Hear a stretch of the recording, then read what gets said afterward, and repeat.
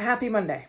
Thank you for joining me for this week's Weekly Wisdom. Now, we are entering into 2024. It is the beginning of a new year. So much possibility, so much excitement. And for many of us, this is a time when we start thinking about who do I want to be this year? This Weekly Wisdom is a friendly reminder about making New Year's resolutions. New Year's resolutions can be powerful when we make them with intention and thought and a little dose of reality. And so when we're thinking about our New Year's resolution, don't think about who you want to be in December. Think about who you want to be at the end of January. If you want to get in better shape, okay, what are you going to do by the end of January? And then when it's February 1st, make your resolution for February. Take it in small bits and pieces. It's much easier for our brains to comprehend, I want to work out 3 times a week for the next 4 weeks, than it is, I want to lose 85 pounds in 12 months. We like instant gratification. And if we can't have instant gratification, then we like close to us gratification.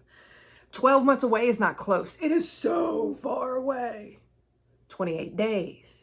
4 weeks, that's close. That's something that our brain can get behind and stop working actively against us.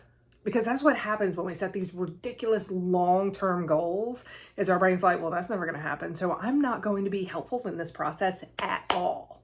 Which is why when you wake up to go exercise, your brain's like, the bed's super comfy, super warm. It's really cold out there. Why don't we just stay in bed? You want to give your brain as much power to not work against you as possible. You don't necessarily want it to be rooting you on, because that's asking for a lot. But when we can make these small steps, and the other piece that we want to focus on is the journey, not the destination. Again, you heard me use the lose weight example, because that is the most common resolution. A lot of times we'll think, I'm going to lose 85 pounds in a year. Instead of, I'd like to work out 3 times a week. I'd like to replace French fries with salad twice a week. I'd like to make sure that my family is doing a meatless Monday on Mondays. When we're focusing on the journey, words are hard, y'all. Whew, holiday, too much fudge. My brain is coated in sugar. Anyways, when we're focusing on the journey instead of the destination, again, it's that little mind hack to help our brain not work against us, to help us get more involved and have that short-term ability to see the results versus this really long-term. You know what? For this week, I worked out 3 days this week. I am doing amazing. Versus it's February and I haven't done anything. I'm never going to do this. I might as well just quit. Does that make sense?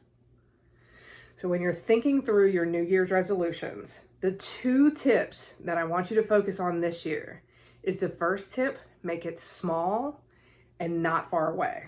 So think in distance of a month, not a year. And the second tip, focus on the journey, not the destination. Think about where you want to get to and what are those small steps that you can break down, that if you consistently and repeatedly do those steps, will get you to the destination. Focus on the journey, not the destination.